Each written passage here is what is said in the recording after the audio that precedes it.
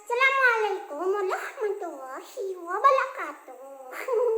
Ayah semuanya, Kak Alif mau ngelanjutin cerita yang kemarin ya. Oke semuanya ya, kami para Limor, keluarga erat pencaksilat langkah mengimpun raga, mengucapkan salam santun silaturahim untuk semuanya, khususnya praktisi seni bela diri dan tentunya juga semua para Limor yang ada dimanapun kalian berada, dan pendekar-pendekar lah semuanya lah, perguruan semuanya, pesilat-pesilat semuanya, dan umat muslim sedunia ya. Tentunya mungkin perguruan PSHT, salam santun juga buat perguruan-perguruan Merpati Putih, Perisai Diri ya kan, dan perguruan-perguruan yang lainnya yang mungkin nggak bisa disebutin satu persatu ya. Dan untuk kali ini kita melanjutkan cerita kemarin tentang Livia, pengalamannya pernah dikeroyok ya kan. Pasti mau dong gimana? Oke. Ya sebelumnya tutul tekan like lalu subscribe loncengnya biar bisa mengetahui berikutnya video-videonya yang keren dan mantap. Mudah-mudahan amin. Oke. Dan seperti kemarin ya kelanjutannya, kalau kita diserang 200 orang ya kan, pasti wow kalau bisa mengatasinya dan lolos, apalagi menang, luar biasa ya, subhanallah. Seperti yang Livia terangkan kemarin ya, ada 5 kelebihan, insya Allah mudah-mudahan kalau salah dibetulkan ya Pak Ustadz yang lebih tahu, yang diberikan kelebihan untuk umat semuanya ya, untuk golongan-golongan yang diberikan kelebihan atau keistimewaan dari Allah Subhanahu wa taala. Itu ada 5 golongan, yaitu golongan apa? Masih ingat nggak kalian? Ya, golongan mukjizat. Nah, ini diberikan kemukjizatan, diberikan kelebihan atau keistimewaan untuk khususnya para rasul. Ini untuk Rasulullah, untuk para nabi, itu namanya mukjizat. Yang kedua adalah karomah, di mana diberikan kelebihan untuk para wali.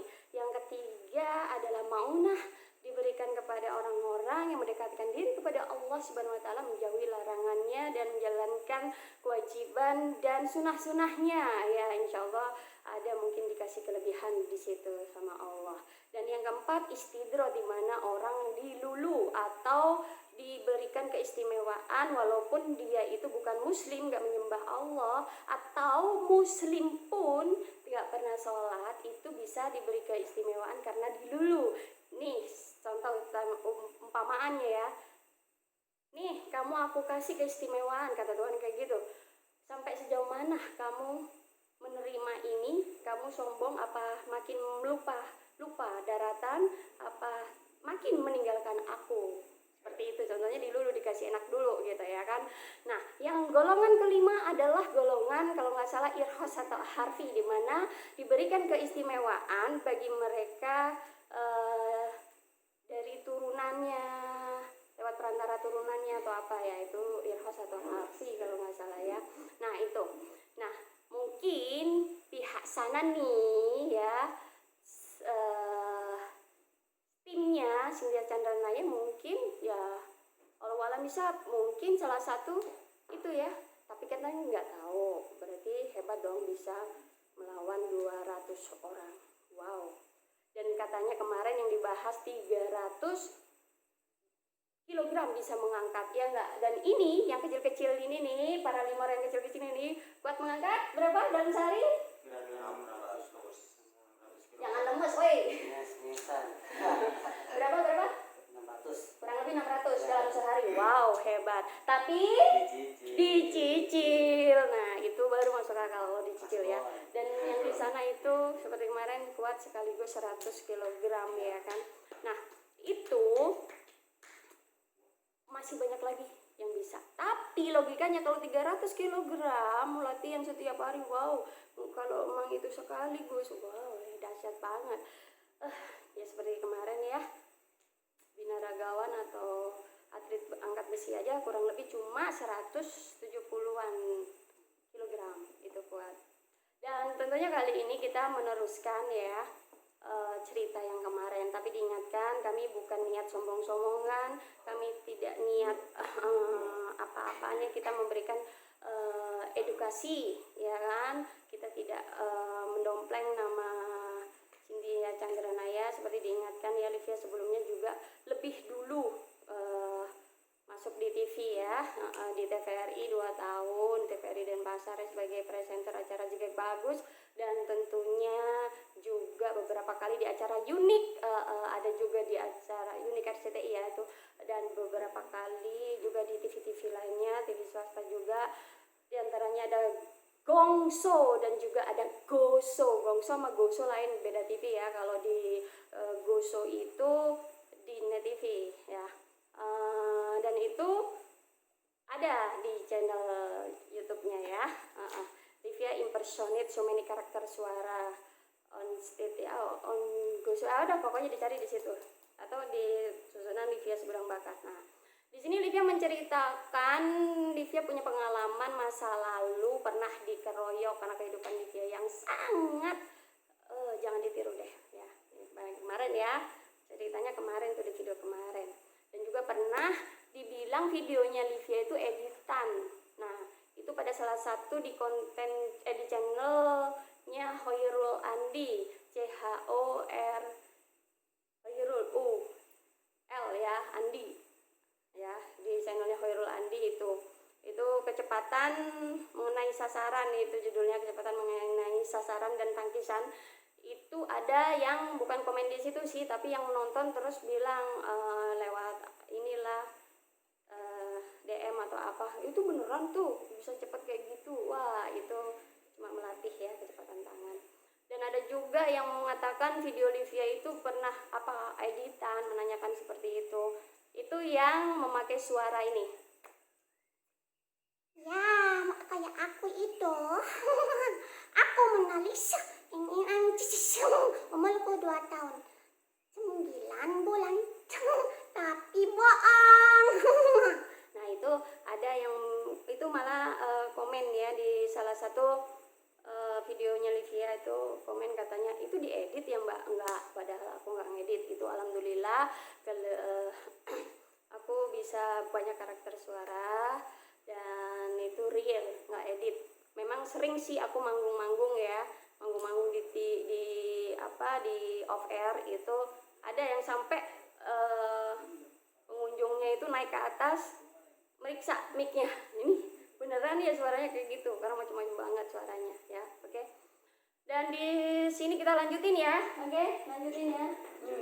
Kita nanti di sini nih, mereka ini jadi peraga, cerita kisahnya Livia waktu lalu yang kurang lebih tahun 1997 ya. Dan di situ kenapa Livia mendirikan pencaksilat langkah menghimpun raga itu karena mempunyai pengalaman yang sangat pahit ya di jalanan ya kan, dikeroyok sering ya kan, kejahatan-kejahatan seperti itu. Akhirnya Livia punya inisiatif mendirikan pencaksilat langkah menghimpun raga pada tahun 1997 di Terminal Blok M ini Jakarta. Nah, di situ muridnya baru 5 waktu itu. Ya kan, untuk memberikan edukasi pada mereka, ayo yuk hijrah, kita sama-sama yuk berlatih bela diri agar kita bisa hidup lebih baik lagi juga dan bisa membela diri jika terzolimi, seperti itu. Dan niat hijrah bareng-bareng. Nah, itu. Nah, alhamdulillah terus muridnya makin banyak. Nah, itu dibantu oleh Papa Livia ya, seperti kemarin Livia bilangin yang pemeran Kiai Basari di Misteri Gunung Merapi Malampir ya kan. Joko kok bengong. Ya kan, di situ bersama sembara memberantas malampir gitu ya. Sering berapa ratus kan. Nah itu di channel YouTube juga ada, bisa dilihat itu. Pemeran Kiai Basarin jubah hijau pakai tasbih panjang. Nah oke deh, sekarang nih kita bercerita soal kemarin, terusannya lanjutannya sampai mana kemarin, inget nggak ya? Oke. Waktu itu Livia gimana? Livia itu ceritanya sampai pas semir sepatu itu ya. Semir sepatu ya. Semir sepatu. Kamu lihat videonya ya, tapi nggak datang nih, nggak sempat datang. Itu ceritanya waktu Livia lama nggak ke situ lagi karena pulang terus balik lagi, pengen kangen dong ke Taman Blok M yang dulu, nggak seperti sekarang loh, belum ada busway juga, dan di situ tamannya beda ya, dan di situ penjaga toiletnya ada Tole kayak gitu, Mangcu kayak gitu ya. Insya Allah masih ingat semua lah sama Livia, dan zamannya almarhum Udin PA tuh gokil banget di situ, dan preman-preman lain mungkin masih ada yang beberapa yang kenalin Livia ya, tapi beda sekarang dia feminim ya, dulunya tomboy. Nah dulu suka pakai topi, pakai jaket hitam, pakai sepatu cowok biasanya kadang ada besinya di depan, kadang ya macam-macam lah sepatu cowoknya, kadang sepatu Chico atau Doc Martens. Nah kemarin itu ceritanya lama gak ke situ, nongkrong di tengah taman di bundaran ya, di bundaran tengah taman yang ada air mancurnya. Nah di situ nongkrong begini posisinya. Oke, kita peragakan yuk. Oke, kita peragakan ya. Tapi ini ceritanya masa lalu ya. Kurang lebihnya lupa ingat ya karena lama itu ya. Masih sekolah itu belum lulus itu. Kalau masih bolosan lah itu. Oke. Sini dulu, kita duduk aja dulu. Ini ceritanya nih. Ini pinggiran apa? Enggak, pinggiran air mancur. Nah ini ya pinggiran air mancur. Aku duduknya seperti ini, dan ini seperti ini ya. Aku nongkrong kayak gini, dan tiba-tiba ada anak kecil nawarin semir sepatu ya kan, nawarin semir sepatu, Kak semir dong gitu kan. Nah maaf deh, udah disemir kok, memang kinclong ngasih sepatunya. Nah tapi dia merengek seolah-olah kayak pengen mengharapkan dapat duit gitu ya, karena kasihan dong anak kecil semir sepatu, mau bela-belain kerja bantuin orang tua kali ya. Ya udah deh, tapi di sini Livia baru ngasih satu doang, dilepas sepatunya dan disemir sama dia. Dan tiba-tiba perasaan Livia nggak enak, mungkin karena sering mengamalkan sesuatu, jadi Allah sering ngasih firasat walau alam susah ya. Tapi perasaan Livia, perasaan Kak Dio nih, mereka biasa manggil Dio, Kak Dio. Perasaanku nggak enak, kayak ada apa gitu berkecamuk. Ternyata emang benar, memang karena nggak enak itu pun aku sengaja nggak ngelepasin satunya. Nah ini mungkin ternyata benar. Beberapa saat kemudian aku lihat dari kejauhan gerombolan beberapa orang yang kurang lebih jumlahnya 6 orang ya, tapi yang jelas nggak sampai 7 orang lebih ya. Di situ datang, dan salah satunya ada cewek. Di situ Lina Padang. Mungkin Lina Padang nonton saat ini, jangan lupa ya, kamu pernah ngeroyok aku dulu, mudah-mudahan kamu sehat walafiat. Oke. Dan ada beberapa cowok yang bersama Lina Padang itu. Dan di situ mereka dari arah sana, aku udah langsung siap-siap karena perasaan gak enak ya, dari kejauhan udah kelihatan kayak ngampirin aku. Jangan-jangan ini jelas banget kayak ngampirin aku. Akhirnya aku udah ya, aku pakai, aku kasih uangnya lah seperti itu. Udah deh, ini deh aku lepas dulu, Pak belum satunya. Udah nggak apa-apa. Udah dari situ aku udah diam aja. Dan ternyata benar, mereka nyamperin nih, benar, mereka nyamperin. Nah tiba-tiba aku dipalak kayak gitu. Mungkin mereka mengira aku baru di situ ya, karena memang lama nggak ke situ lagi. Mereka nggak tahu kalau aku mantan pengamen jalanan di situ ya.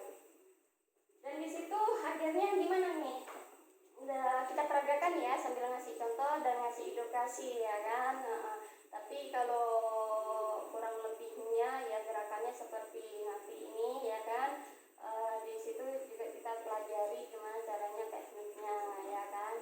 Oke, ini salah satu siapa? Coba kamu. Coba jadi kamu dulu deh, kamu dulu. Oke, kamu ini ya kita bayangin aja ya. Oke. Nah, di sini kan orang ngambilin tuh dia malak. Aku posisi kayak gini, dia habis berdiri kan. Ini ceritanya aku posisi di situ yang malak ya. Dia bilang, kamu kan nggak tahu ya. Nah, jadi gini, bagi rokok dong. Nggak ada rokok. Pertama waktu itu seingat aku duit dulu kalau nggak salah ya. Bagi duit dong gitu. Nggak ada duit. Terus ya deh rokok deh. Enggak, maaf aku. Memang waktu itu aku ya nggak ada rokok. Jadi aku nggak ngasih. Nah terus dia posisinya itu kan, lu anak mana? Dia begini dia.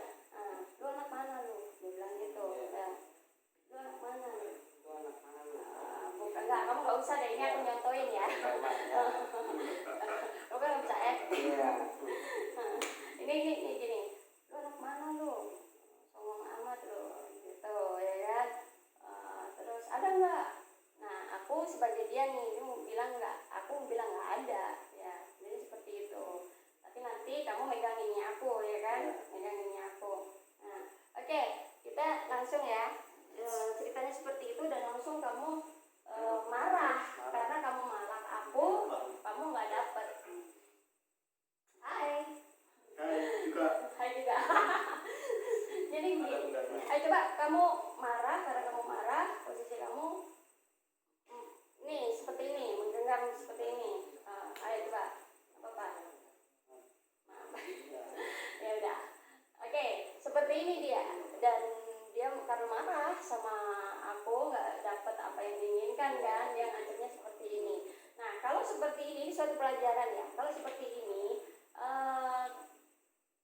kamu cara melepaskannya, kalau posisi kamu di sini cara melepaskannya gimana? Kalau aku gini ini, ayo oke, aku giniin. Lepaskan. Lepaskan. Ayo coba lepasin keras. Masih nyantol seperti ini ya kan. Ini bisa juga begini langsung ya kan. Nah, ya coba lepaskan. Ternyata masih nggak bisa lepas. Nah, terus ada ngasih solusi? Coba. Kira-kira nih, kita waktu itu kita membayangkan ya, begini kawan-kawan ya. Bukan kita meremehkan siapa-siapa, tapi hidup di jalanan itu keras. Kalau kita bertarung di ring ya, itu kan ada peraturan-peraturannya dan itu mereka udah rata-rata itu punya teknik ya kan. Nah kalau di jalanan itu tawuran itu kayaknya juga ngawur. Kebanyakan yang nggak pakai teknik loh ya, yang nggak belajar bela diri mungkin ya, itu kadang ngaco dan dia itu ngasal gitu. Tapi memang nekatan, lebih sadis, juga bisa nekat bawa senjata lah begini begitu ya kan. Tapi bukan berarti petarung-petarung itu nggak bisa ngatasin di jalanan. Nah, kalau memang petarung-petarung atau pesilat-pesilat itu punya teknik, dia insya Allah akan bisa ngatasin gitu, gerak refleks apa segala macam. Nah seperti itu, paham kan ya? Jadi begini, coba kalau kamu tekniknya, kalau aku yang posisinya genggam kayak gini, gimana teknik kamu? Menurut aku sih ketok dulu ininya biar agak lemas, terus baru diputar gini, tangan muter ke bawah sini, terus ini pegang kepala, banting. Diginiin aku, sakit banget ini, benar sakit. Itu bagi kamu ya yang punya teknik ya, seperti itu. Sakit otomatis kalau beneran nih bisa jadi lepas juga, tapi kalau memang benar-benar kuat susah, kebanyakan susah. Nah pengen tahu caranya? Waktu itu aku pakai cara begini, coba. Ini seperti ini ya, oke. Seperti ini ya, contohnya kita kasih tahu ya, bukan menggurui ya, kita sama-sama belajar, oke? Nah, seperti ini. Nih, lihat posisinya seperti ini. Nih, kita terancam seperti ini. Langsung. Ini pas pasti lepas. Sakit, kesakitan nggak? Sakit nggak? Sakit, iya. Kalau sakit kamu pasti refleks dong nyerang aku. Nyerang gini. Iya. Nah posisinya aku waktu itu gini, udah kesakitan dia nyerang aku pakai tangan, berat, ya kan, langsung, aku tendang. Jadi kayak gitu ceritanya, ya kan? Cepatnya gini ya, coba cepatnya.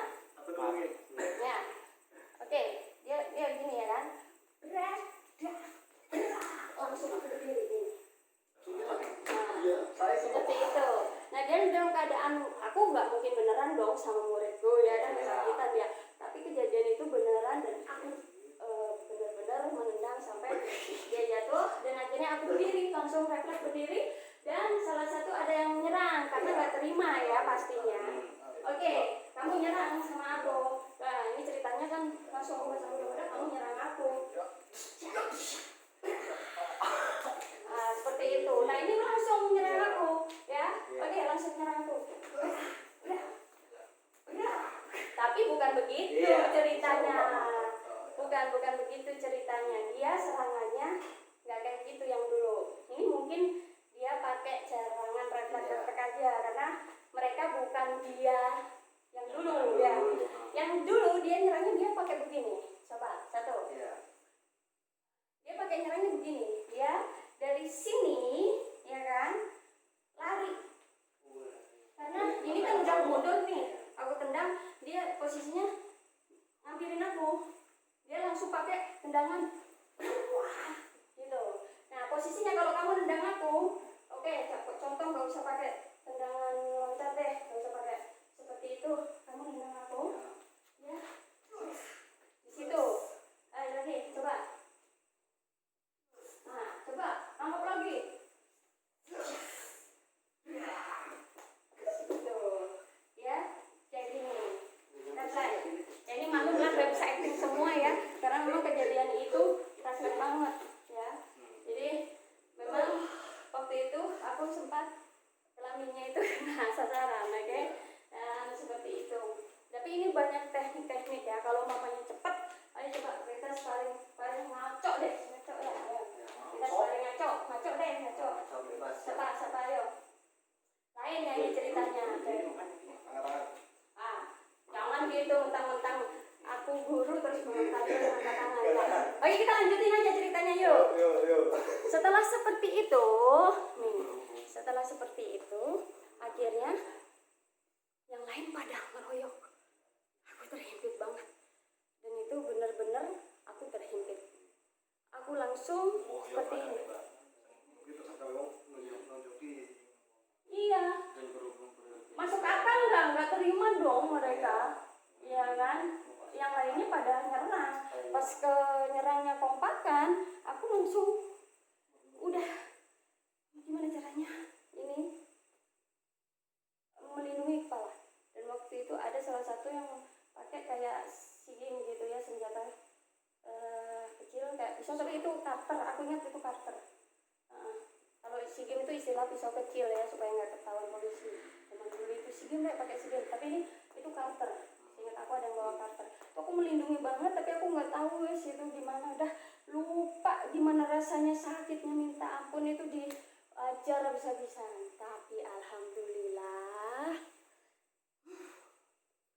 karena aku sering mengamalkan sesuatu dari almarhum mamaku, terhimpit pun waktu itu langsung aku spontan ingat membaca sesuatu yang ada di Al-Quran. Itu ayat 1-3 di satu surat. Pengen tahu video selanjutnya? Oke, nanti dilanjutin tuh ya ceritanya ya. Nah intinya begini, kita ngasih edukasi, tapi bagaimana caranya kita mengajarkan sampai seakar-akarnya. Ingat tuh kepesannya siapa itu ya, Bang Beni Yosa kalau nggak salah. Itu benar menurut aku. Kalau kita ngasih edukasi,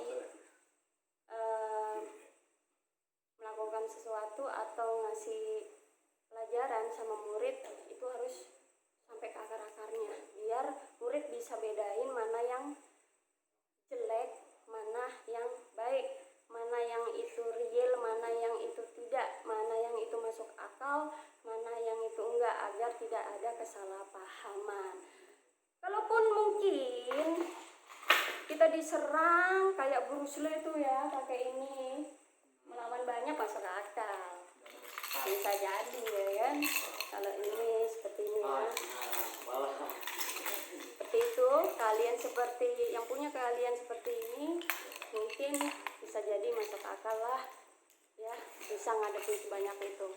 Tapi kisahku bisa bersambung lain waktu, dan insya Allah aku akan memberikan bacaan apa, amalan apa, dan zikir apa gitu, supaya kita mudah-mudahan dilindungi Allah Subhanahu wa Ta'ala. Amin ya kan. Dan nanti juga atraksi menggunakan kapan ya, di lain waktu ya, menggunakan ini. Oke, kita pamit dulu ya. Siapkan, kita akan ini, kita nggak pakai editan ya, karena kita bukan editor. Pokoknya ya, kalaupun ada kecepatan tangan lah apa segala macam itu ya refleks gitu aja ya kan. Intinya oke, kita pengennya makin solid jalin persaudaraan antar sesama pesilat, antar sesama manusia. Itu tujuan kita yang pertama adalah menjadi pribadi yang lebih baik lagi di hadapan Tuhan dan berjiwa kemanusiaan. Ini tujuan kita sebagai para limor, keluarga pencak silat tulang kami meneraga. Itu yang pertama. Dan yang kedua, menjalin silaturahim, mempererat tali persaudaraan. Yang ketiga, olahraga. Yang keempat, membela diri jika terzolimi. Yang kelima, membela yang terzolimi semampu ilmu dan kekuatan yang kita miliki. Oke, mudah-mudahan ya kita semakin baik lagi. Makasih semuanya. Wassalamualaikum warahmatullahi wabarakatuh.